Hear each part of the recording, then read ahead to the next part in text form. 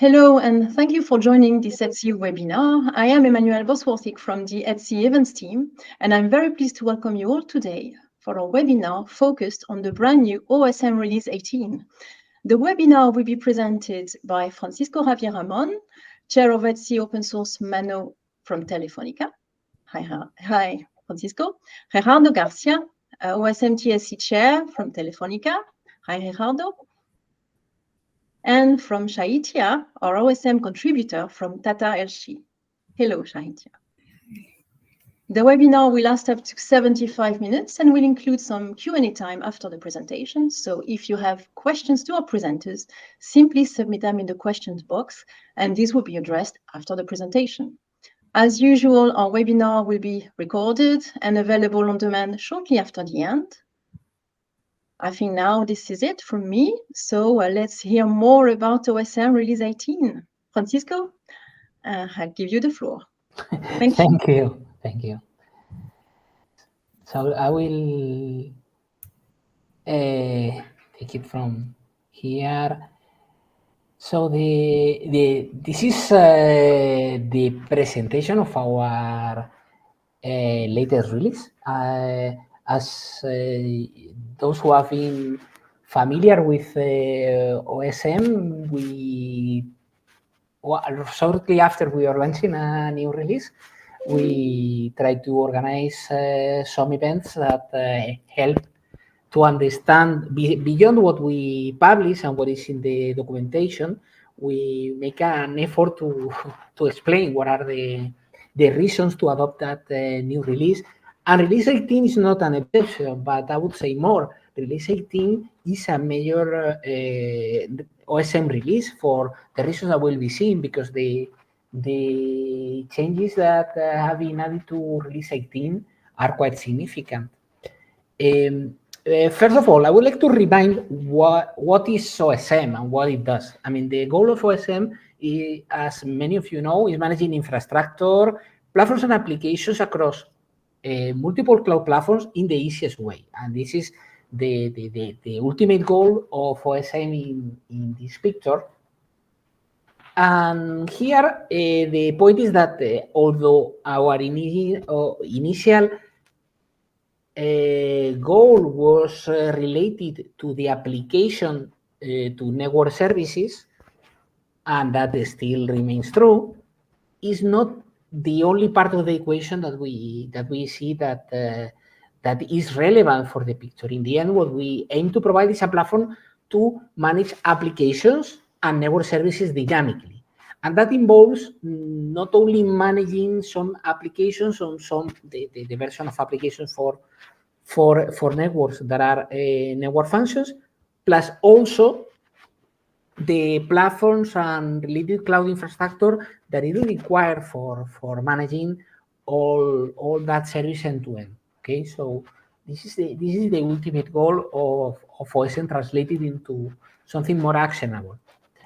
And in that view, I mean, we initiated that journey some time ago of extending the scope of OSM, but there was a crucial point after release 15 where the classical OSM that everyone knew back then, that was quite oriented to the NFV-like operations, was extended and augmented to support two types of operation: the imperative ones that already existed, although they keep being evolved and extended, plus the engine for declarative operations. That was added in release 16, as has been in continuous evolution, has been the major line of work in OSM since then. Not because we have forgotten about imperative operations, because as you will see shortly, there are new features in every release related to the imperative operations, but obviously we had to build a full framework of declarative operations as you will see.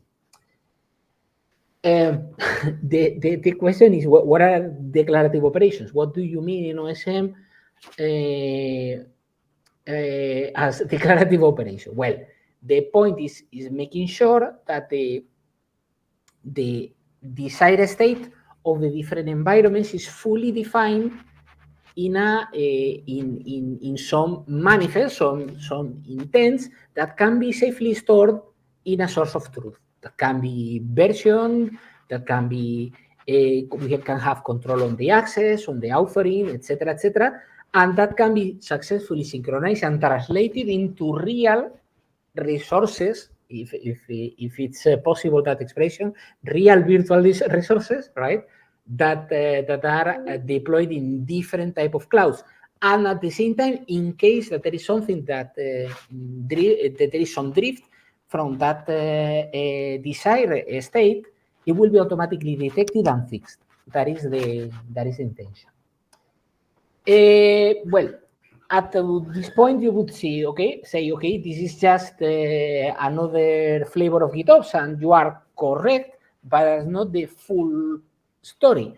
Is that we want to be more ambitious than just doing the application of a set of manifests, because it's not enough doing a naive application of GitOps principle in order to achieve the result in a multi-environment, a multi-application, multi-application, a multi-layer scenario. So first thing first is that we need to make sure that creating some synchronization order in order to restore the resources in the right manner is described, and that needs, of course, everything can be done manually. It's true, but we need to make sure that that process is as simple as possible, so there is error-free. So, for instance, a Kubernetes cluster needs to be ready before attempting to deploy an application. CRDs and operators need to be ready before using them. Database layers often are need to be available before the front end is deployed, and so on. I mean, this is a typical pattern, and you need to be very careful in the order of synchronization, or even of those manifests, right? Even if they seem to be flat, not always you can afford treating them as flat. The other challenge that you have in a scenario like this is avoiding a massive duplication of the intents, and making sure that you can validate successfully what you are deploying in a manner that is non-ambiguous and makes the integration as simple as possible. So the point is that ideally you like to reuse patterns as easily as possible and make sure that in the supply chain for all the elements that are involved in a complex deployment, everyone knows what to do without interfering what others are doing, right? And also checking that the resource is ready once that you have synchronized. So someone needs to take care of knowing when the resource is ready, and that requires some monitoring and some checks somehow. So that is a role that you need to fill. Also, granting the protection of sensitive data. I mean, if you are recording your intents in a Git repository, somehow you need to make sure that you are not writing in a read-only database or in a read-only type storage something that is sensitive, right? Like a secret, right? So you need to make sure that we put the necessary protection to avoid that and avoid that mistake. And also making sure, and this is probably one of the most complex challenges, is that is chain the creation of a remote cluster, the bootstrap of the remote cluster, so it enters into the GitOps environment, and in turn, it's an available environment for deploying applications. So that nested nature is one of the challenges in case you want a system that, for instance, can recover, right, automatically. All that, of course, is doable manually, but the more size, the more complicated, right? And this is where OSM shines. We will provide many examples for this, but just to start conceptually, what OSM does is that it works at two levels. On the one hand, OSM is decomposing high-level intent, so something that is more understandable for a human being, into some transactions that change the global intent, right? And for that, even is exposing an MBI whenever it is needed. And also is capable of providing some support of different type of intents, either the some supported by OSM or some that would be more specific for OSM in the future. But the point is that we can guarantee that the synchronization happens in the manner that we want, and also that we can monitor the progress of all that. The benefits is that the global intent, as I said, is updated in a single and coherent transaction. And that is what OSM guarantees, that all those changes are done together and not drop by drop that could lead to an unstable state. Okay, and also the synchronization and readiness order is respected and is properly specified, right? And making sure that we can report and other components in case that they require it. Also, OSM is capable, and actually is one of the main functionalities of distributing continuous deployment operators in the system, right? In the distributed deployments. So they can be autonomous. We will see more about that later. And that global intent can restore from scratch in case it's needed, right? So that is made in a manner that creates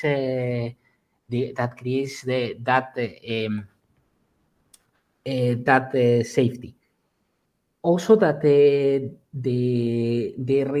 it also makes sure that we freeze the system for new changes until the transaction has been completed to the end, even up to the resources are available at the other side. And also we are facilitating all that with so well-known interfaces, APIs, UI, etc. And this is one of the side benefits of all this, is that we are opening to an ecosystem of operators and CRTs that expand the ecosystem of libraries that we had at our disposal before to interact with different cloud environments. So we are extending the supported environments quite easily. So all that is what we were aiming to do, but now Release 18 brings a substantial progress in this line. Not only in this line, but in this line as well. I mean, first is that we are improving, as you will see during the session, improving the way that we are modeling applications for declarative operations. That has been the model that has been substantially extended. Is more convenient than it used to be in previous releases. Also, is that we have extended the supported type of clusters and the way that we manage them. So now we are supporting OpenShift-based infrastructure as well that can be controlled from OSM directly, and also in other clouds we can support multiple node groups in a single cluster, right? So we have that gap in the modeling that now has been solved. Also, in our imperative framework, which remains in evolution, is not by no means is something that we are forgetting about, is that we are supporting new types of infrastructure as service. As you know, I mean, there were some massive changes in the type of IaaS infrastructure that have been supported in VMware environments. So there is a new type of Beam plugin specifically created for VMware vCenter. So now is more compatible and future-proof with a future roadmap for those type of infrastructure, right? Also provides, we are providing a convenient way of accessing the console in case it is needed. So we have a complete suite of connectors again for all the major type of infrastructures as service. Also, the OSM installations has been improved, maybe from the outside, unless that you are doing something more sophisticated, you will not notice, because it's, as always, it's just one single script for the for the community installation and will remain so. However, in case that you plan to do something more sophisticated, now the OSM installation is more modular and you can separate the installation stages very clearly and with a lot of simplification. So you can decide, for instance, to have your own auxiliary services install your own way, and OSM will retake you from there and will integrate to them instead of trying to deploy its own auxiliary services. I mean, this is just one of the examples of the type of deployments where this will be convenient. And also, I mean, we have done some cleanup in the code base for functions that are no longer needed because they are better covered by other modules, or simply that some experimental features that we did not see a value in keeping them around, at least in the default installation. So we have done some cleanup for them, so the footprint remains under control. And now we will go into a deep dive on the main advantages of main new functionalities that OSM is providing. Regarding the application modeling, well, why this is relevant? I mean, OSM plans to do something quite ambitious in the declarative framework, because as I said, we are going to scenarios with multiple sites, with multiple infrastructure technologies from different vendors, and with a large share of third-party apps, mostly Helm-based, but not exclusively. So you need to be aware of minimizing the impact on those applications. And the goals of that declarative framework is dealing with that environment while providing the minimization of duplicates, separating the runtime from some manifests that are pre-validated and safely tested, ensuring that this cluster is autonomous to synchronize its own applications and making sure that sticks, and achieving it in a way that we are not creating any single point of failure, and we can leverage on GitOps closed loop to the maximum, right? And under these premises, the point is that what we need to make sure is that when we are providing a management cluster in OSM, it should be doing only these functions, but doing them quite well, is making sure that it creates the resources in the target clouds in case that we're creating, say, new clusters, and in case that the new clusters are created or registered, whenever that happens, it installs the appropriate GitOps agents plus the configuration, so they are reconciled and they become autonomous. And the thing is that that is done in a fashion that if a cluster is destroyed due to external causes, the declarative framework is autonomous. So we will be able to recreate the cluster, reinstall all the configuration for the continuous deployment, and let it redeploy pre-existing applications, all without any intermediate step of imperative step. Everything will happen just by the own dependencies and interleaving of the intent, okay? So maintaining that environment, as you may imagine, is complicated. And here, what we have is some unique concepts of OSM. The KSU, that is the minimal unit of a state to be synchronized. That is a collection of manifests that will be synchronized together. That we are grouping them into what we call profiles. So in practice, all the KSUs in the same profile will be synchronized together. It's as it were a bus where all the KSUs are sitting, right? So each of the profiles will be, we can define as many profiles as we need, but everything in the same profile will be synchronized together. And in the end, what we are using those profiles, as you can see, that they are attached to different, what we call different cluster intents, either for a management cluster or for each of the workload clusters. So we know what intents describe what should be deployed in each of the clusters. Okay, so we can attach one profile to multiple clusters, etc., etc. I mean, probably this is something all for many of you, in case that you have followed the previous OSM webinars, and we have a lot of details of how this works in practice.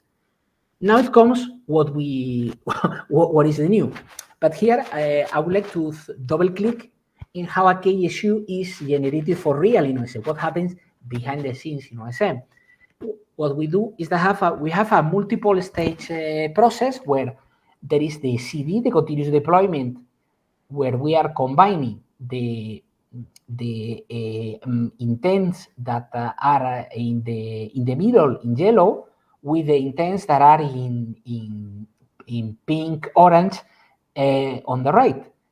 Essentially, what we are doing is that we have a collection of manifests that are read-only, the ones in pink, orange, that are the ones that we take as reference for the different resources that we want to deploy, and they are modified by some customizations that by reference point to those well-known manifests and modify small modifications following using different mechanisms of overlaying, parameterization, etc., that I will not enter into those details.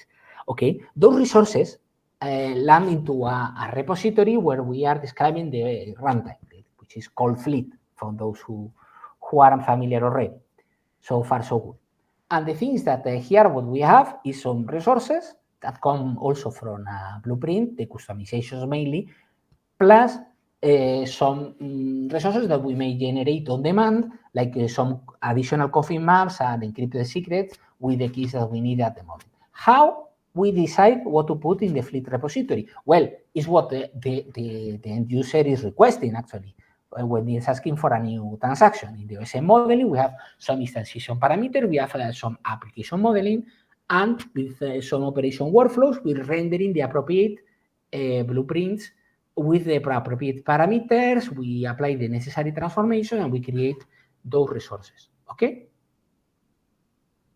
So far, so good. And the point is that in the end, what we see is as if those two layers, from the perspective of the CD system, the GitOps environment, they were combined, the customization plus the read-only, as if they were just producing some new set of manifests customized to the input parameters, okay?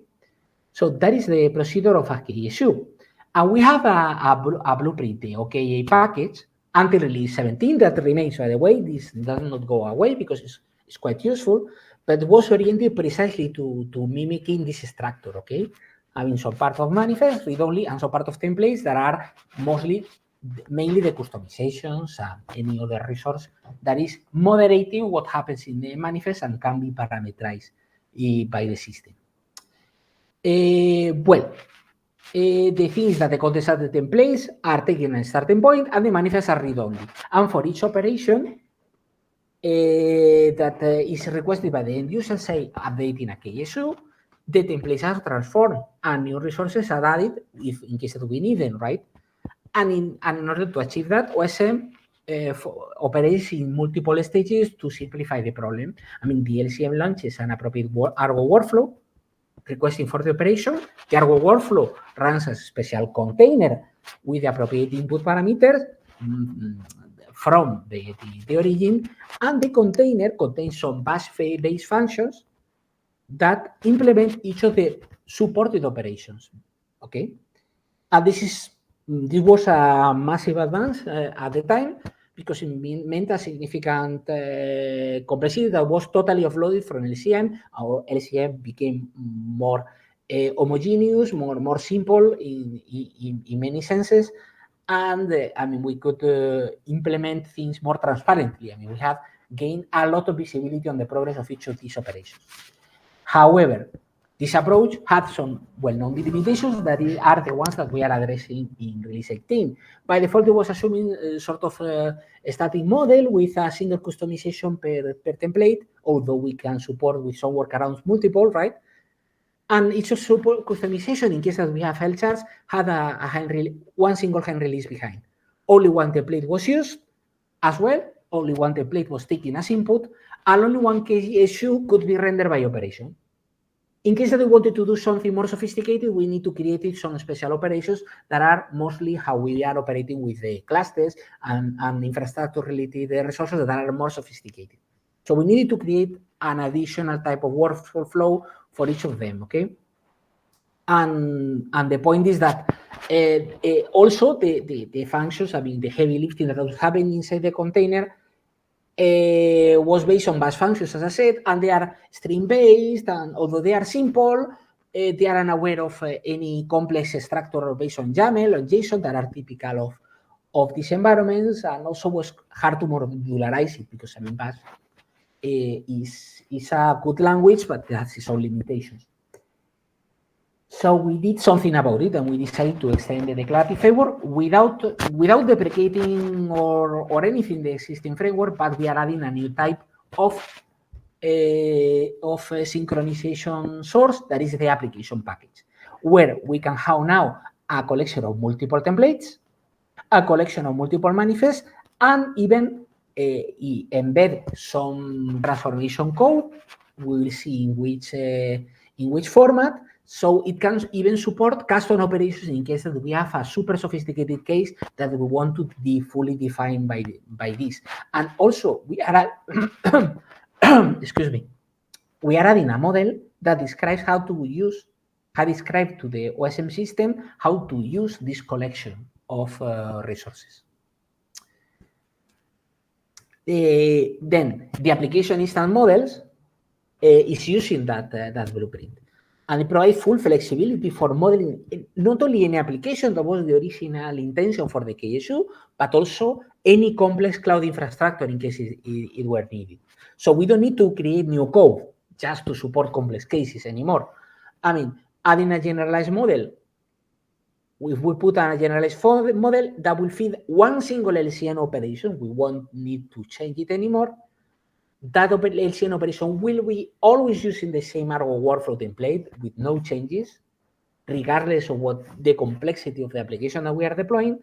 And that, as a result, the LCN procedure will use the model to know what to do and pass some information from the model, so it will be interpreted accordingly.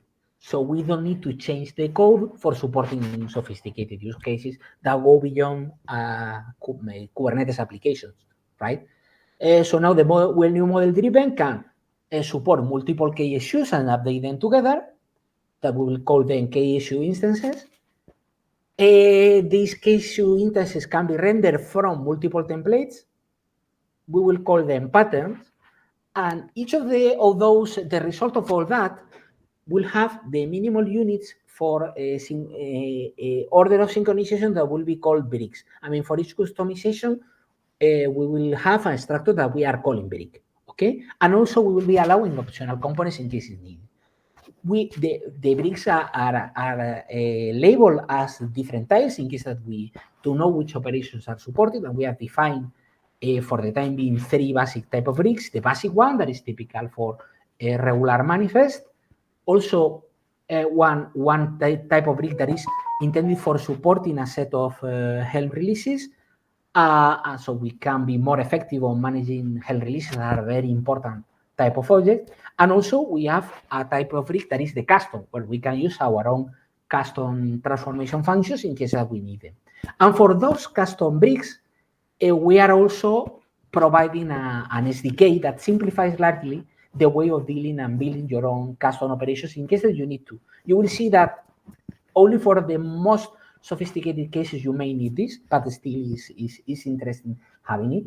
And the second change that has happened is that this SDK is developed in a language that is giving us, and actually is a scripting language that is Nushell, that is way more convenient for pipeline syntax, for managing complex resources like YAML and JSON types that are composed of complex objects in turn, and provides a system of built-in help, right? So it's way more convenient for fostering the creation of custom bricks.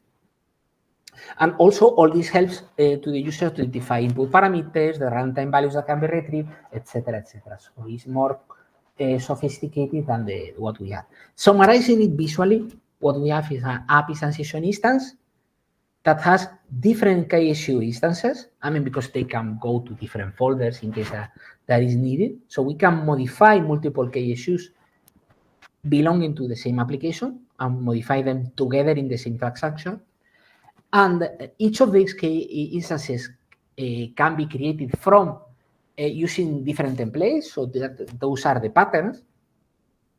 And each of the patterns may have its own collection of bricks. So now the cardinality, as you see, is much richer and supports all the combinations that are possible. So, and each of the bricks, by the way, I did not mention it, but probably you guess it, is that we can label the bricks by the type of resources that are behind them, right? And also even add optional components in case that we need them, okay? So this app instantiation model is just a bundle that is used by the system to feed the pipeline. So we are using the model here that is fed into here, and now the LCM operation is always the same. The Argo workflows operations are always the same. So now we have one single way of proceeding up to here. And here only in the container is where we are discriminating what to do with each of the subblocks here and apply some set collection of transformations. So as said, I mean, the development becomes much simpler, and all the flexibility is in the model, not in the own upstream code. So you don't need to change the upstream code to support a new use case. You can simply put the correct model here, and you are ready. Also, about the OSM's SDK, I mean, the OSM's SDK for transformations and generation is helping you with the most common transformations and generations that are needed for any intent. So you can generate key pairs for encoding the manifest and thinking of sensitive data, converting among formats. We will see about something about that later. Concatenate multiple manifests in case that you need to. Generate new type of resources, add JSON patches, add strategic merges, so they modify indirectly something. I mean, following a different format for applying patches in Customize. And here we have even higher level functions for either patching the things in Fleet, or the resources in Fleet, or patching indirectly the resources in Manifest, right, with an overlay patch. We'll see that. So as said, as many of you probably know, there are the 3 different states where some intent can be stored in a collection of files, in the database of resources, where you are having even the paths of the files in case that you want to do the conversion in the other direction, or even instead of concatenating them, grouping them into a special type of meta resource that is called resource list. That is the most convenient way for executing Kubernetes resource modeling functions. Okay, so this is, I mean, we are providing all the capabilities for doing this transformation.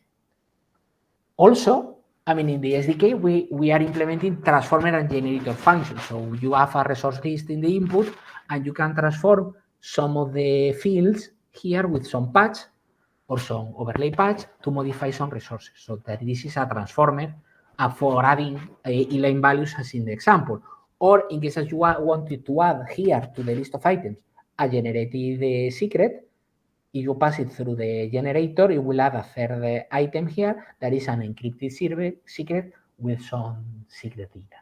Okay, so you can, by chaining these operations, you can transform any source manifest into the target manifest.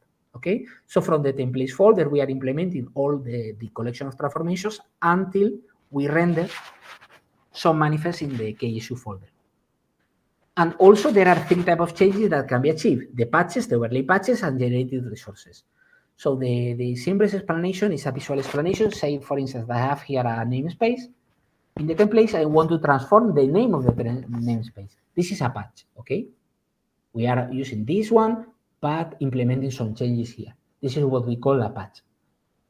An overlay patch is that we want to modify something here, but with the intention of embedding some patches that indirectly will change the perception of a resource that is referenced here.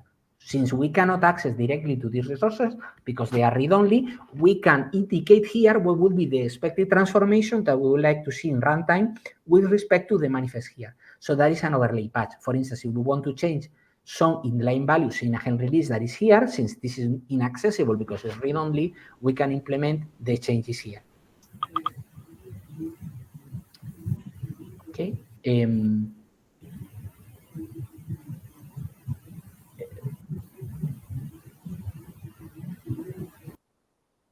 Okay. And generated resources, as said, is adding a new resource in here. Okay. So that's all that I have. So I'll pass the control to Gerardo Garcia, OSM PLC chair, who will tell you about the feature on supporting OpenShift clusters. Over to you, Gerardo. Thank you, Francisco Javier.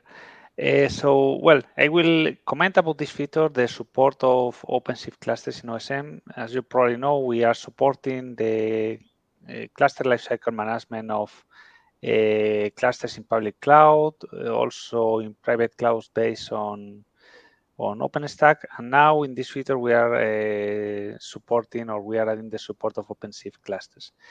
So there were two main challenges for this feature to be implemented. One of them was that we could not follow the same approach that we were doing with clusters that were relying on cluster API or crossplane.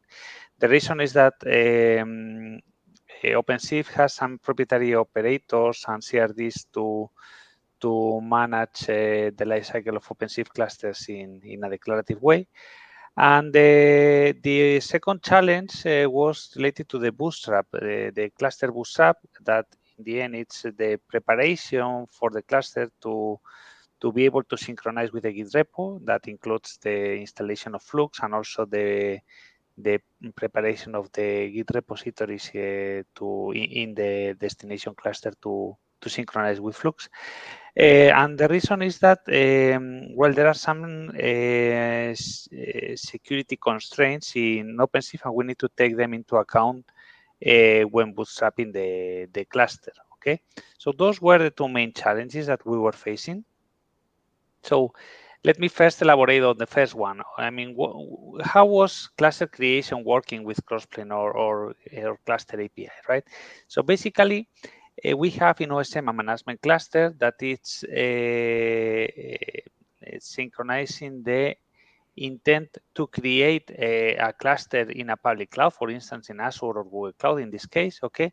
And basically, that intent is modeled through some Kubernetes manifests that are relying on crossplane or cluster API. So we have the crossplane and cluster API operator in the management cluster running. And well, once we declare here the intent, the management cluster is in charge of talking to the clouds and creating the clusters, right? So once those clusters are created, they are bootstrapped. I mean, they are prepared, also in a declarative way. Okay, so we are, let's say, creating manifests or creating specific folders in the Git repository to manage the bootstrap of the cluster, right? And we are installing Flux in those destination clusters. And once this is ready, it will be prepared to synchronize with the dedicated folder to synchronize the different add-ons or controllers of the cluster and also the applications that we deploy on them, okay? So that's what typically we are doing, okay? And that allows us to deploy, well, network functions or applications such as OpenAir interface or add-ons such as the Cert Manager, right?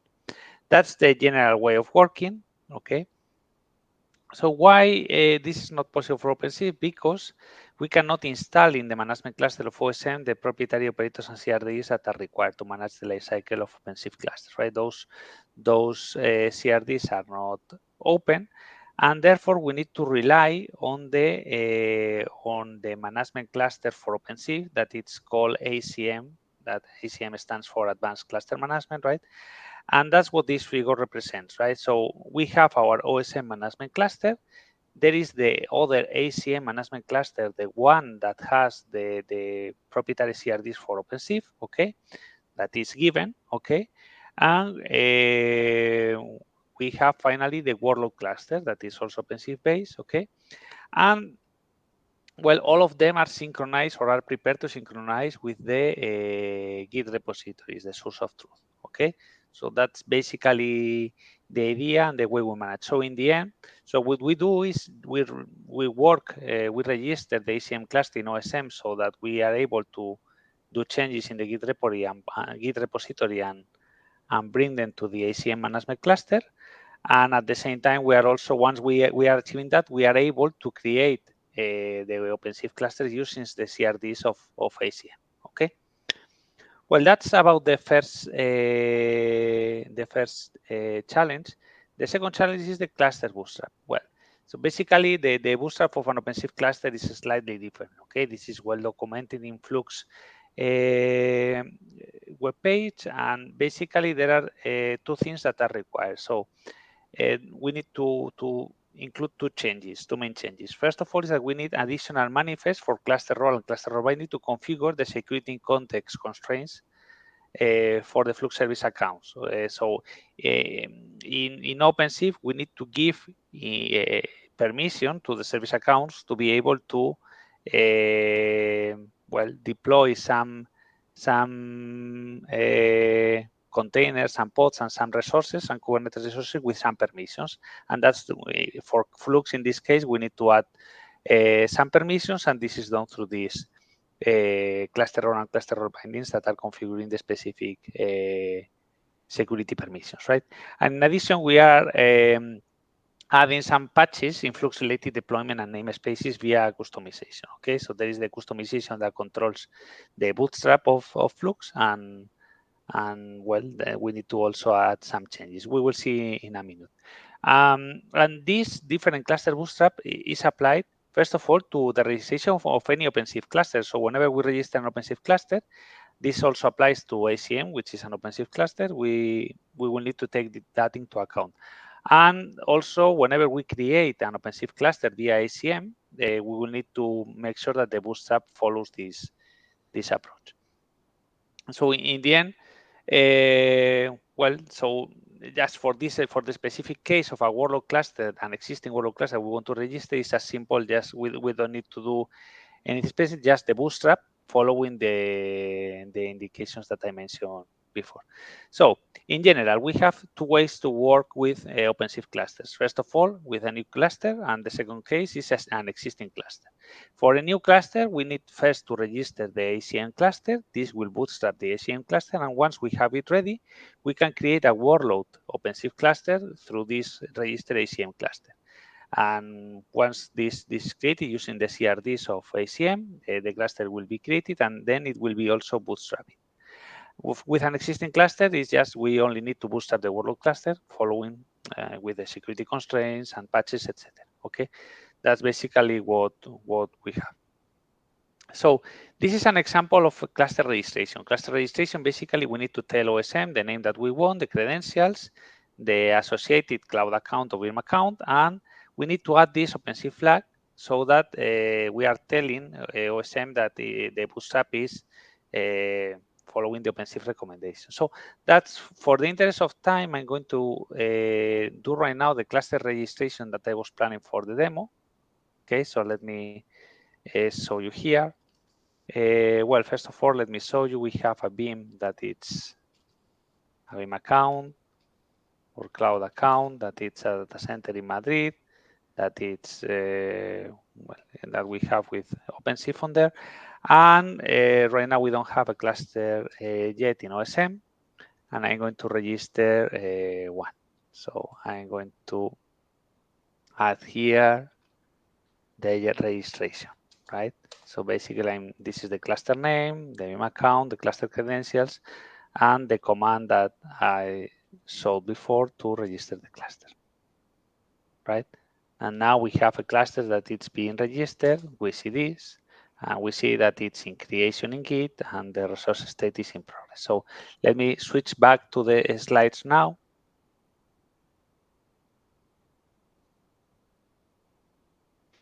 So, well, the cluster registration, right? It's pretty straightforward. Cluster creation. So when we create a cluster, well, it's similar to the creation of any cluster, okay, that we were doing in the past.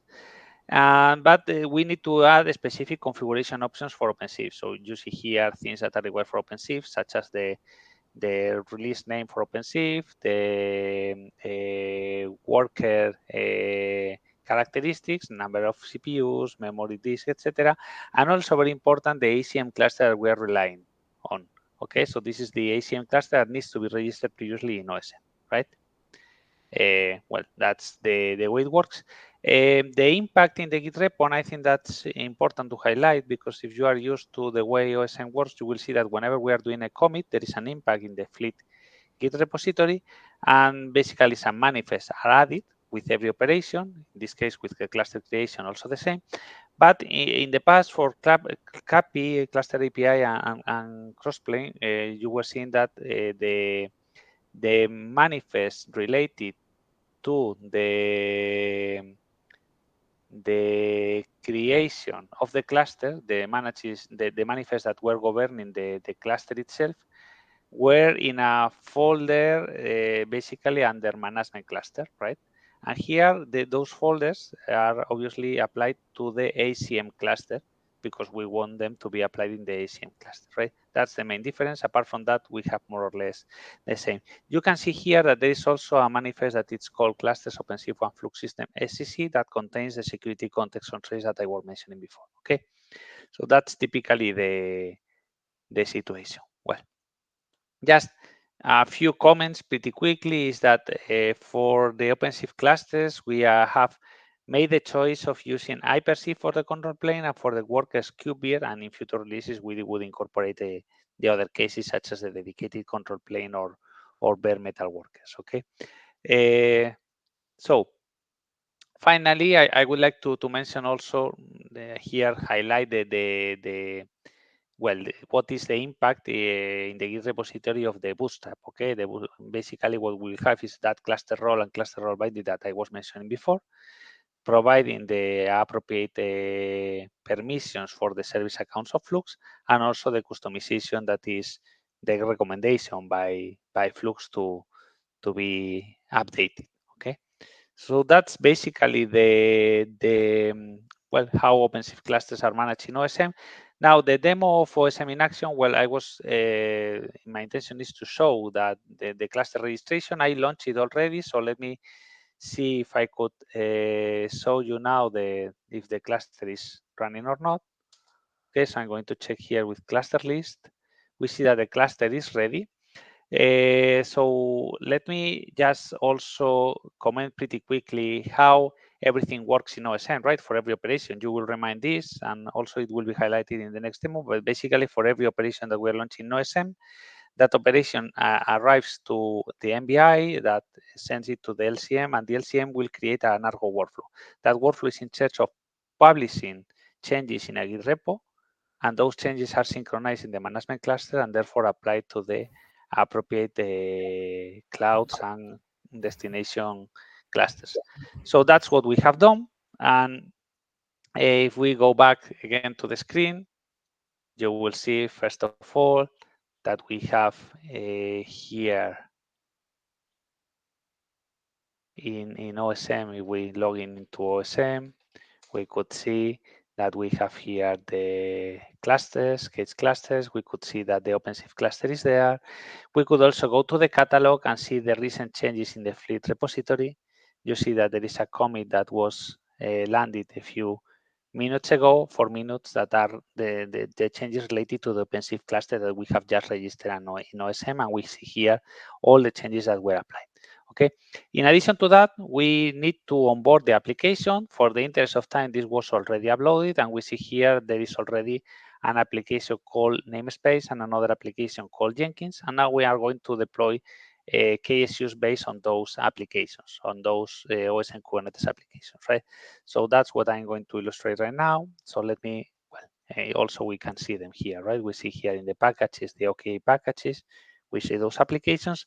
And now we are going to check the KSU, the Kubernetes software units that will be deployed in that cluster, right? So basically, let me paste here, just 2 commands. I will launch this and it will be pretty straightforward, right? So we have this here, and now I'm going to create, first of all, I'm going to create a KSU for the namespace. So I'm deploying a KSU that is called Jenkins NS in the OpenShift cluster one. It's an app, okay, and it's based on the OK namespace. Basically, I'm telling here namespace to be created, and what it happens, and I will show you here, is that this is I'm showing here in real time the things that are being created automatically in the destination cluster. You see here there is already some synchronization with the Git repository, etc. This is what it's happening, and it's here captured. Let me check. Well, this takes some time. The workflow is being created. Then there will be a Git commit, and the namespace will be created, okay? And after that, the Jenkins application will be deployed, okay? Yeah, so right now the workflow is being launched. Once this is done, we will have a change in the Git repository, okay? So the workflow that we are following is the same that we were mentioning before, right here. Right now, the workflow has been launched. The workflow will publish in the Git repository. This has terminated already, so I will show you the change in the Git repository. So now you see that the Jenkins namespace has been created. We can go to the UI here, check in the repository that there is a change that has happened very recently, 48 seconds ago. And now we see the namespace customization that it's pointing to the OK that will create the namespace, right? Well, for the interest of time, since it will take some time, what I'm going to do right now is move to the next presenter, that it's Sahitya. And if there is time at the end of the webinar, I will show you the Jenkins application already deployed. Yeah, yes. So as the next one, we can see the multi-node group management for AWS clusters, the new feature that we have developed. So in previous release, there was a feature where the OSM allowed only one node group per cluster. Like it was only restricted because all the workloads shared only same compute configuration, and it was also scaling the workloads, and the cost optimization was also difficult. In this new release, so this new feature is developed where multiple node groups are can be created in the same cluster, where it enables diverse instance types and custom configuration, and also we can scale the nodes, and we can also have the workload separation using this multiple node group. And it also makes the cluster more flexible, scalable, and it is also cost optimization. So this is the a summary of the feature that is built. And next, we can see the how it is like how we are managed in using in this feature.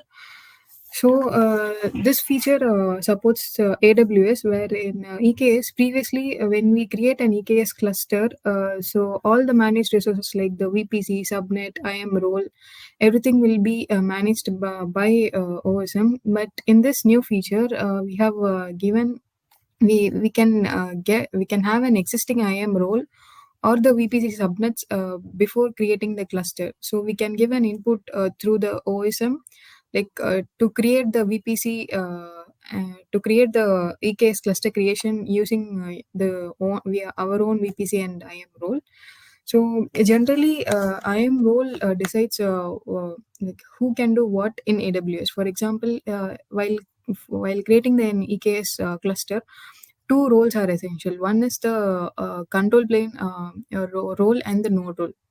Control plane node role like allows EKS to create EC2 instance and the node role is used to make the communication between that EKS cluster and EC2 instance, and it is also used to get the pull the images from the registry, and there are more some use cases that is used where this IAM role is used for EKS and the node group.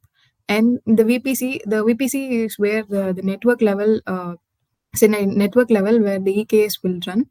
So with multiple subnets in different availability zones, we can deploy the node groups in different areas where it has the high availability. With this, we can reduce configuration overhead and lets us manage resources better. So we can elaborately see about this IAM and VPC configuration about in the demo. So and then so for this a new multi-node group feature, we have developed the new APIs for to create a node group to scale, update, and delete the node groups in AWS. All these APIs will go through the NPI LCM. In NPI, it goes through the validation, and in LCM, where it triggers an Argo workflow. Where the workflow will get the artifacts from the manifest and template from the Git repo, and it will transform according to the user's configuration and then push it to the Git repo. So when there is a commit that has happened in the Git, the Flux will continuously reconcile and make the changes in the management cluster. So when the management cluster is has seen the changes and the customization is created, so using that the crossplane will synchronize, and then it will create the resources in the respective cloud. Here it is in AWS. So in AWS, so once the EKS cluster is created, in that EKS cluster the node group, the multiple node groups will also be created, so using this new APIs. And then, this is the overall cluster architecture overview, where when we deploy an EKS cluster in AWS, so first, as the features that were given. So the bootstrap will be taken. Bootstrap will be happening in the EKS cluster, where all the profiles like infra controller profile, infra config app, and resource profiles will all be there in the management cluster. So as well, so to deploy the workloads in that EKS cluster that we have created with the multi-node management, we can deploy those workloads using this infra controller and infra config profiles. So same like the when we upload OK package and create a KSU in that EKS cluster, the Git will make changes to the flux where flux in the EKS cluster. So flux in this EKS cluster, and then the flux will reconcile and deploy those workloads in that management in that EKS cluster. So and then the multi-node use case. Today there is a demo that I'm going to show you. Like I'm going to create an EKS cluster, and then in that EKS cluster there will be multiple node groups, where in that node groups I'm going to deploy GEDA workload in that, so using KSU. So I share my screen.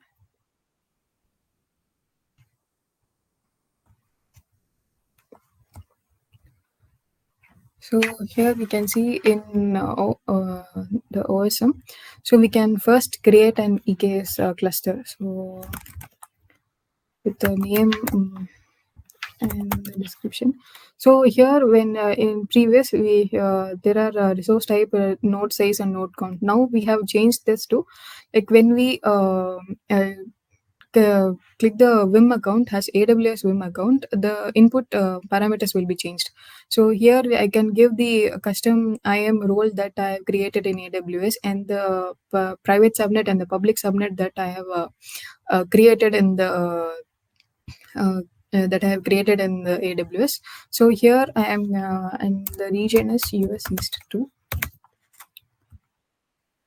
So for the private subnets, I am getting the information. So to get a brief, I have already created an VPC in the AWS.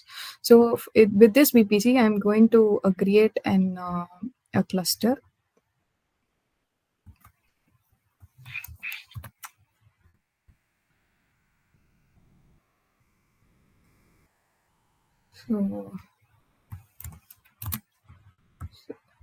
So generally, to create an EKS cluster, so for in a VPC, we need mandatorily we need two private subnets to be created. So, and for the internet connection, we need a public subnet. So in this VPC, I have created with two public and two private VPC with an internet connection to that. So we can go ahead and create the cluster.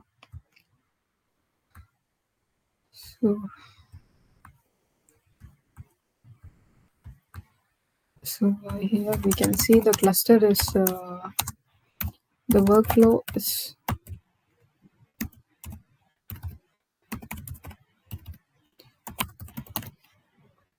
So here we can see the workflow is triggered. So since the cluster creation takes some time, like 10 minutes.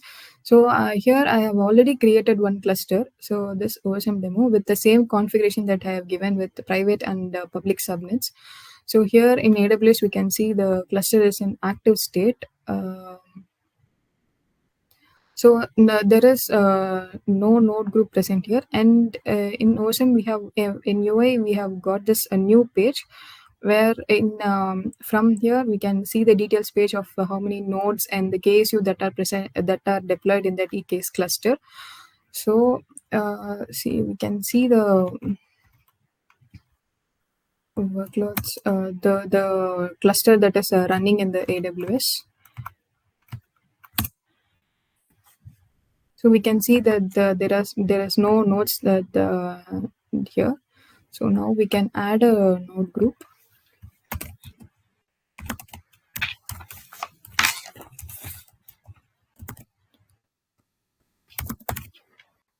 So here we can give the size of the node group and the node count.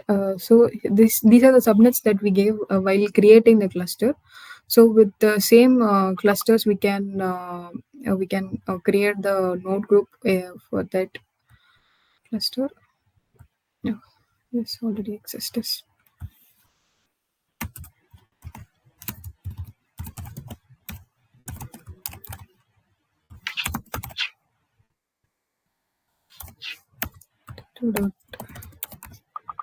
Media.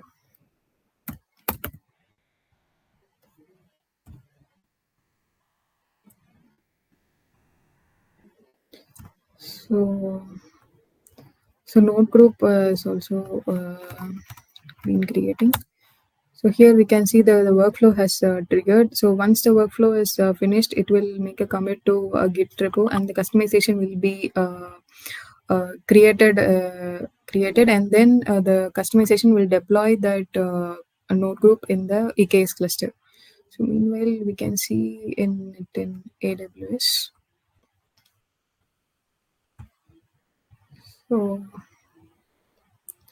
So we have created the demo cluster earlier, right? So we can see in AWS it is in creating state.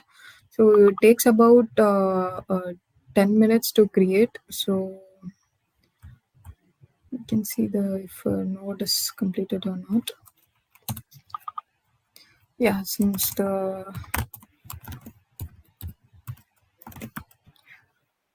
Yes, made. Can get the changes.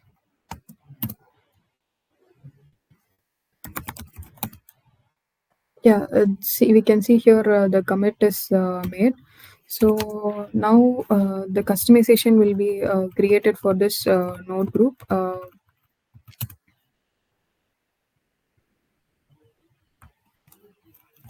It takes a couple minutes to create a customization here.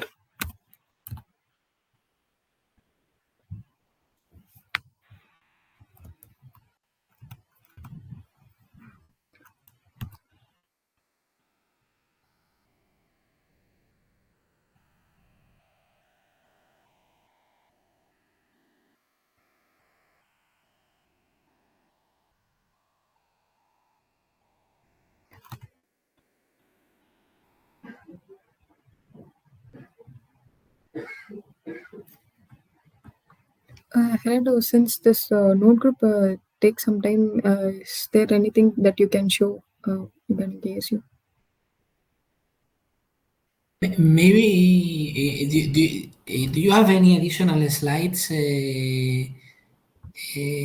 or should we move to the Q&A? No.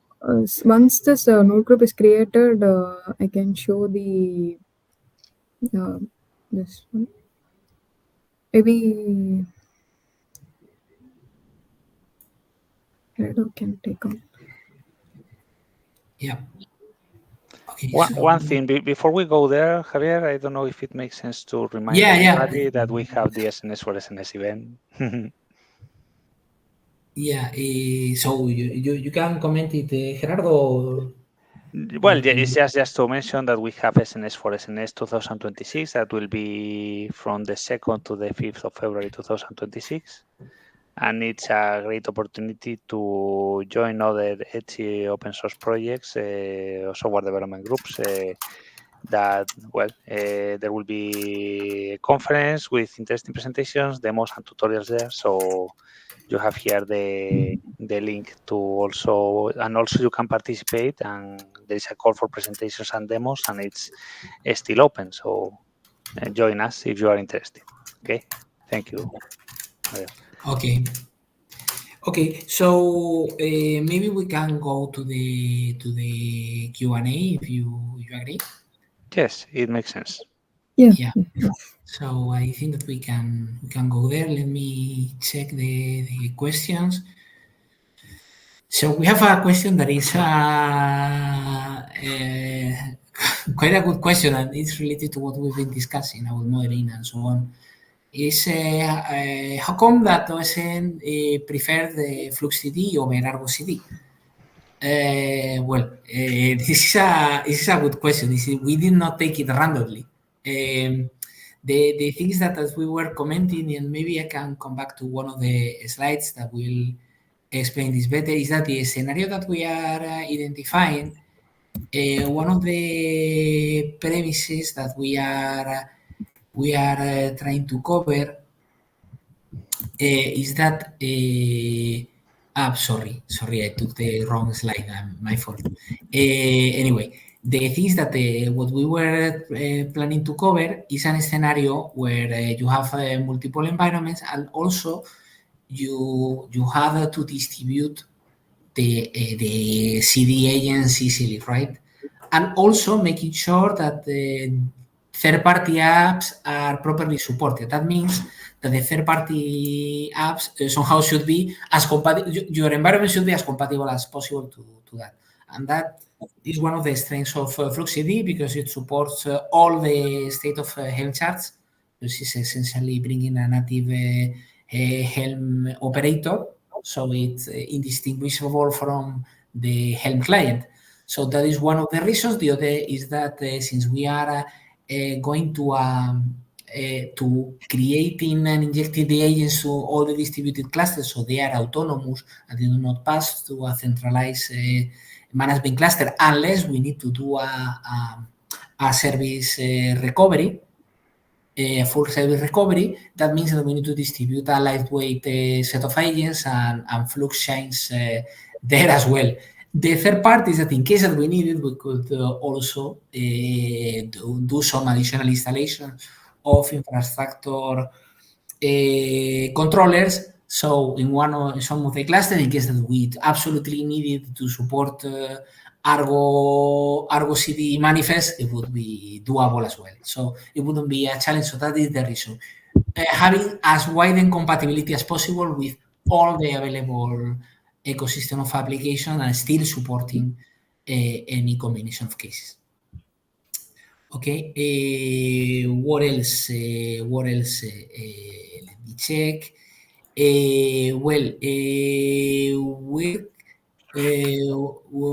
How can I learn more on how to use the SDK? I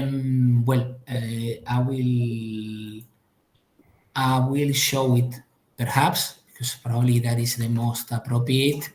I mean, you can use my advice for that is that you use the container. Let me share my screen very quickly. Share. So hopefully it's coming. Okay, here. So the thing is that I mean, if you run the open source Mano KRM functions container, which is the one that does the magic that I described before, what this does is what this does is that in the sorry, I lost the cursor. Yeah. I recovered it. You can just load the libraries of OSM and inside the container, and then see what is in there, because it's probably the most interesting. So ignoring the folder, I mean, here is each of the categories of packages that they have. So in the presentation, for instance, in case that you want to understand how to convert, here is the module with the conversion. So for instance, if you want to convert help convert a folder to resource list, this will explain you what are the inputs in the pipeline, records or whatever, and what are the particular flags that they are supported, and what are the parameters, etc. So you can get all the information for those commands. Okay, so this probably we can provide the name of the container. We can provide it in the resources of the webinar at the end. I hope that clarifies the issue. Question about the packages. Where can I find the OSM packages using the demo? I can take that one, Francisco Javier. Yeah, so, well, I will share my screen. The OSM packages can be found in the OSM packages Git repository that we have in GitLab, in osm.etsi.org/GitLab, is where we had all the network function packages, but particularly in the demo, some of the packages that we're using were OKAs, and the OKAs, OSM content applications, are here. And there is a folder for each type of application, so in our case, apps, and we have here the Jenkins application or the namespace application. Okay, we also even have a CI/CD full suite that is using the new modeling. Okay, and you could find it here for convenience. Okay. Okay. And those are the questions that we had received. So I think that this is the end of the technical content that we have for today. You're mute. Yes, perfect. Thank you very much, Shaihitia, Francisco Gerardo, for this very detailed overview of OSM Release 18. Thanks a lot, and for all for joining the webinar today. Before ending, I want to remind you that the recorded version of the webinar and the slides in PDF will become available shortly after the end on the webinar page. The next webinar is next week on the 25th of September, and this time it will focus on the OpenCAPIF Release 3. So you can already register on the BreakTalk Etsy channel or the Etsy website. I think we've reached the end of our time for today. Again, thank you very much all for listening and for this excellent presentation. So on that note, I'll say goodbye. Thank you again. Goodbye. Bye. Thank you very much. Bye-bye. Bye.